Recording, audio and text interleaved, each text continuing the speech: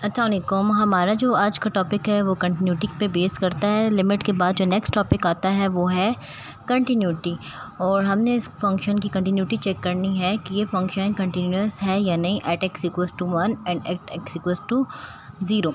तो हमारा जो फंक्शन है वो बेस करता है एब्सोल्यूट पर। देखें, check the continuity of a function h of x absolute x divided by x at x equals to 0 and at x equals to 1। ठीक है, तो हमें सबसे पहले एब्सोल्यूट फंक्शन का पता होना चाहिए कि एब्सोल्यूट फंक्शन होता क्या है।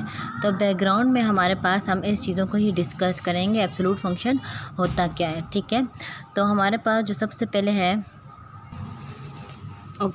तो हमारे पास जो सबसे पहले है वो है एब्सोल्यूट फंक्शन। तो हमें सबसे पहले देखना है कि एब्सोल्यूट फंक्शन होता क्या है। एब्सोल्यूट फंक्शन की जो हमारे पास प्रॉपर डेफिनेशन है वो है ये। ठीक है, पहले मैं लिख लेती हूँ फिर मैं आपको समझाती हूँ। ठीक है, ये एब्सोल्यूट फंक्शन की डेफिनेशन ये अक्सर एमसीक्यूज़ वगैरह में पूछी जाती है। ठीक है, अब आप लोगों को पहले बता देती हूँ आसान अल्फाजों में कि एब्सोल्यूट फंक्शन एक ऐसी मशीन है। ठीक है, एक ऐसा फंक्शन है। ठीक है,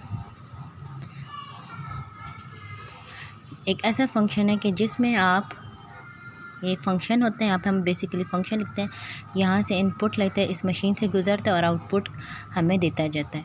ठीक है, ये एक ऐसा फंक्शन है कि आप 1 डालेंगे तो आपको आंसर मिलेगा 1, और नेगेटिव 1 डालेंगे तब भी आपको आंसर 1 मिलेगा। इसका मतलब है ये एक ऐसा फंक्शन है जो नेगेटिव वालों को भी पॉजिटिव कर देता है और पॉजिटिव वालों को पॉजिटिव ही रहने देता है। ठीक है, नेगेटिव वालों को ये क्या कर देता है पॉजिटिव, और पॉजिटिव वालों को पॉजिटिव ही रहने देता है, एंड सो ऑन। ठीक है, इस तरह इसकी बहुत सारी एग्जांपल्स हैं। अच्छा, अब आती है बात कि ये एब्सोल्यूट फंक्शन का मतलब क्या है। ठीक है, फिर हम इस मैथमेटिकल डेफिनेशन को भी समझते हैं। मतलब को अगर हम देखें कि एब्सोल्यूट फंक्शन का मतलब क्या है, तो एब्सोल्यूट फंक्शन का मतलब है मैग्नीट्यूड। अच्छा, तो एब्सोल्यूट फंक्शन का मतलब होता है मैग्नीट्यूड या डिस्टेंस लगा लें। ठीक है, मतलब फासला या रास्ता ओरिजिन से। फॉर एग्ज़ाम्पल ये आपके पास है, देखें ये आपके पास है रियल लाइन। यहाँ पे आपके पास पता होता है कि मिड में 0 होता है, इस साइड पे पॉजिटिव नंबर्स होते हैं, राइट साइड पे 1 2 3 and up to so on, और इस साइड पे आपके पास नेगेटिव नंबर्स होते हैं, -1 -2 -3 अप टू सो ऑन।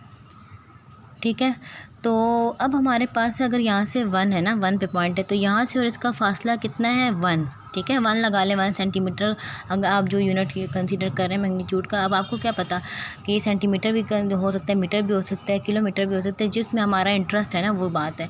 अब 0 से -1 की तरफ भी फासला 1 है, 0 से -2 की तरफ जो जितना फासला है, और वो 0 से 2 की तरफ भी उतना ही फासला है, 0 से 2 की तरफ भी उतना ही फासला है, मतलब 2 सेंटीमीटर का लेट सपोज लगा लें आप, तो सेम फासला है। तो मैग्नीट्यूड आप एब्सोल्यूट आपको क्या देता है, मैग्नीट्यूड डिस्टेंस देता है। ठीक है, फॉर रियल नंबर लाइन या सिंपल एक नंबर्स के लिए। वो जब हमारे पास हायर ऑर्डर आ जाते हैं, मतलब R² में आ जाए, R³ में आ जाए, आपके पास ऑर्डर्ड पेयर आ जाता है, तब आप लोग डिस्टेंस फार्मूला यूज़ करते हैं। लेकिन हमारे पास ये जो एब्सोल्यूट देता है बेसिकली मैग्नीट्यूड देता है। ठीक है, अब कहते हैं कि एब्सोल्यूट फंक्शन का अब मैंने बता दिया कि एब्सोल्यूट फंक्शन जो है मैग्नीट्यूड देता है। ठीक है, तो अब एब्सोल्यूट फंक्शन की जो हमारे पास डेफिनेशन है उसकी तरफ भी हम गौर करते हैं। अच्छा, किसी को क्वेश्चन होगा कि 0 पे आप जब अप्लाई करें एब्सोल्यूट, तो 0 का एब्सोल्यूट क्या होगा, 0 का एब्सोल्यूट 0 ही होगा। ठीक है, 1 का एब्सोल्यूट 1 होता है, -1 का एब्सोल्यूट 1 होता है। ठीक है, इसी तरह सबका पॉजिटिव को पॉजिटिव ही रहने देता है, नेगेटिव को वो कर देता है पॉजिटिव। ठीक है, इसका काम है ये पॉजिटिव एनर्जी, इस तरीके से भी आप करेंगे, पॉजिटिव एनर्जी आपको देता है। ठीक है, पॉजिटिव कर देता है, हर चीज़ को पॉजिटिव कर देता है। ये एक ऐसी मशीन है जो हर चीज़ को पॉजिटिव कर देता है। नेक्स्ट, अब हम इस मैथमेटिकल डेफिनेशन में जो लिखा हुआ है उसको भी तो हमारे पास जो लिखा है उसको भी तो हमने समझना है ना, तो हम इसको समझते हैं, उसके बाद उस फंक्शन का हम आगे प्रोसेस स्टार्ट करते हैं। अच्छा, तो लिखा गया था कि absolute of x equals to x greater than equal to 0। मतलब कहता है कि आपने अच्छा किसी भी फंक्शन को पढ़ना ऐसे होता है कि एब्सोल्यूट एक्स का जो है, ये आपके पास एब्सोल्यूट एक्स है, इस इंटरवल को देखेंगे और फिर आंसर को देखेंगे। एब्सोल्यूट का एक्स का आंसर, एब्सोल्यूट एक्स का answer for x greater then और इक्वल टू 0 एक्स ही आता है। मतलब फॉर एग्ज़ाम्पल मेरे पास एक 1 है, 1 है, मैं 1 को चेक करूँगी कि वो 1 0 से बड़ा है कि छोटा है। ऑब्वियसली 1 जो है 0 से बड़ा है, तो इसका आंसर क्या आएगा 1। तो एब्सोल्यूट ऑफ 1 कहता है कि 1 ले लें। फिर कहता है, दूसरी डेफिनेशन ये थी। अच्छा, लेट सपोज़ मेरे पास एक चॉइस का नंबर है -9, ठीक है। अब मैं चेक करूँगी कि -9 0 से बड़ा है कि नहीं। नहीं, -9 0 से बड़ा तो नहीं हो सकता, -9 0 से छोटा है। इस कैटेगरी में लाई करता है -9, ठीक है। -9 0 से छोटा है। अच्छी ग्रेटर का साइन है और ये लेस का साइन है। तो -9 जब 0 से छोटा है तो इसका मतलब है कि अकॉर्डिंग टू डेफिनेशन इसका आंसर आना चाहिए -x। इसका क्या मतलब, आपने तो पढ़ा था कि माइनस नहीं आता, एब्सोल्यूट का आंसर तो पॉजिटिव आता है। ये असल में मैकेनिज़्म बता रहा है हमें। तो हम देखते हैं, एब्सोल्यूट ऑफ -9 आपके पास आता है -9 प्लस हो गया ना, माइनस माइनस प्लस हो गया, ठीक है। एब्सोल्यूट ऑफ x का आंसर कहते हैं अपने ओरिजिनल, अगर आपके पास x छोटा है 0 से, अब ओरिजिनल नंबर जो है 0 से छोटा है तो उस नंबर को माइनस के साथ मल्टीप्लाई कर दें। जब हम किसी भी नेगेटिव नंबर को माइनस के साथ मल्टीप्लाई करते हैं तो नेगेटिव इंटू नेगेटिव कितना हो जाता है, पॉजिटिव। मीन्स जो मैकेनिज़्म यूज़ हुआ है वो ये है कि उस नंबर को आपने माइनस के साथ मल्टीप्लाई कर लेना है। उसका आसान से मतलब भी मैंने बता दिया था कि वो नेगेटिव नंबर को क्या कर देता है, पॉजिटिव कर देता है। लेकिन पॉजिटिव के पीछे जो मैकेनिज़्म होता है वो उस नंबर को नेगेटिव के साथ मल्टीप्लाई कर दे। तो ये जो है ना सही पॉसिबल और ऑथेंटिक डेफिनेशन है, ठीक है। नेक्स्ट हमारे पास अब आते हैं बात कंटिन्यूटी पर। अच्छा, जैसे कि हमारी नेक्स्ट बात आई है कंटिन्यूटी पे, तो आपको पता है कि कंटिन्यूटी को चेक करने के लिए आप लोग ये लिखते हैं सोल्यूशन के नीचे। अब सोल्यूशन हमारा स्टार्ट हो गया उस क्वेश्चन का। कौन सा क्वेश्चन था, h of x equals to absolute x divided by x at x equals to 0 and x equals to 1।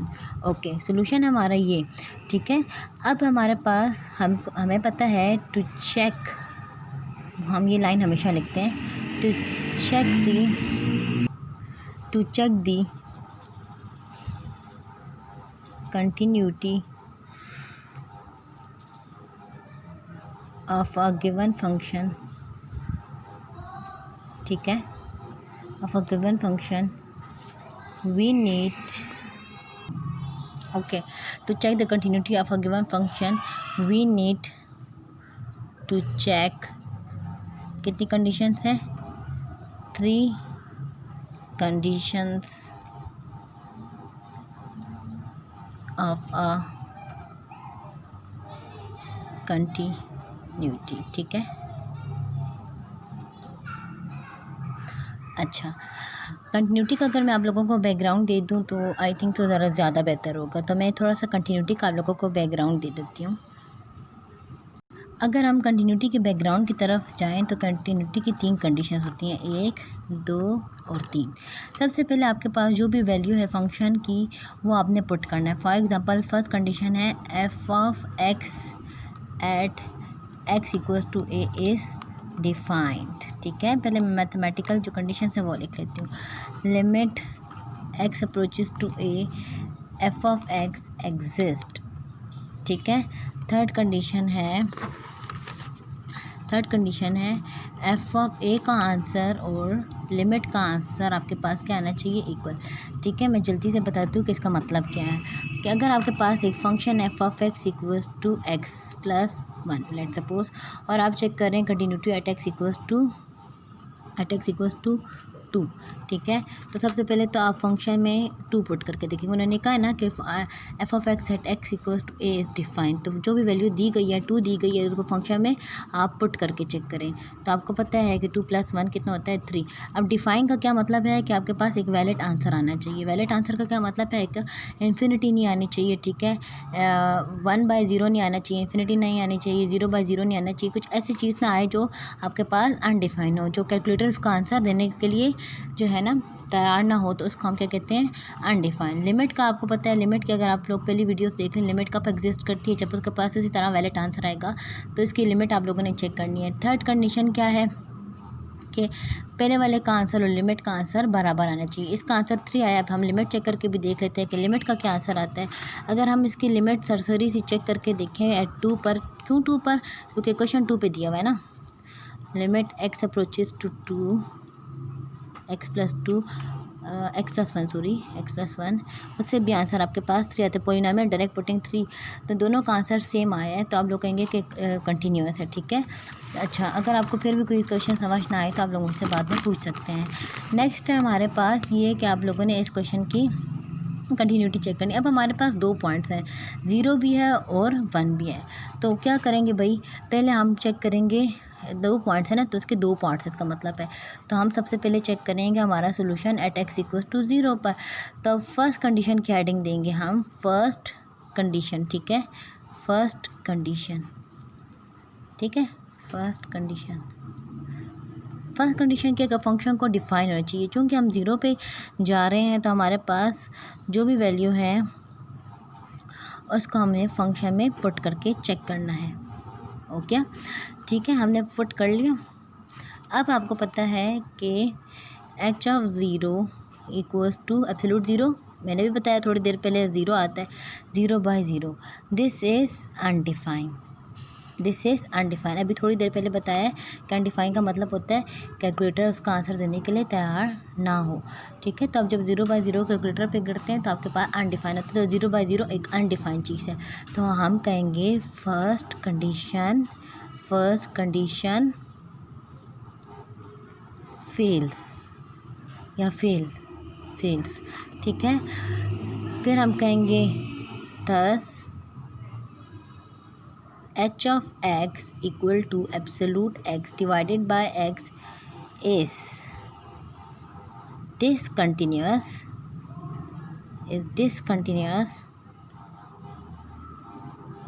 कौन से पॉइंट पे, एट x=1। अच्छा, यहाँ पे मेरी बात याद रखें कि क्यों मैंने इसको डिसकंटिन्यूअस कह दिया, कि जब आपके पास फर्स्ट कंडीशन फेल हो जाए ना तो दूसरी तीसरी चेक करने की ज़रूरत नहीं है, बिल्कुल भी नहीं है, ठीक है।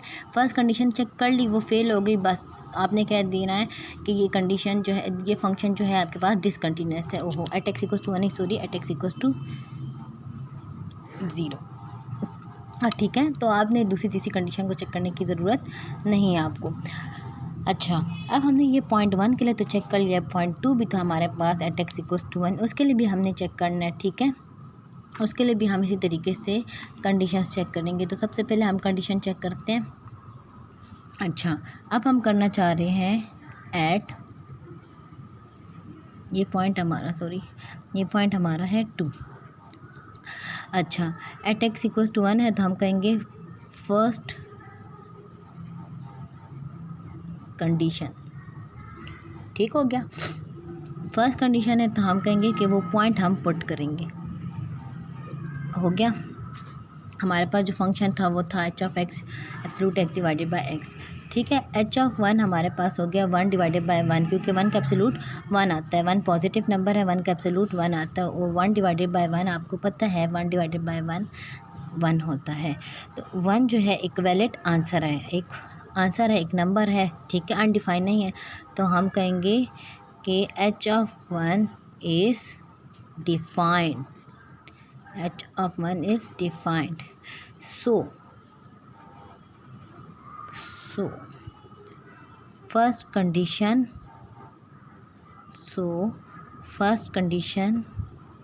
क्या हो गई है, सेटिस्फाइड हो गई है, ठीक है। अगर आप लोग भी अपने साथ साथ इसको लिखते जाएंगे ना तो लिखा होगा तो आसानी होगी आप लोगों को।